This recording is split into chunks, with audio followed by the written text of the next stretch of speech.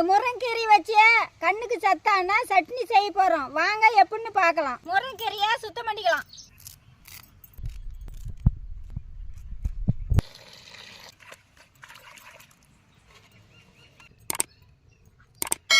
கடலெண்ணெய், வெங்காயம், வரமிளகாய்,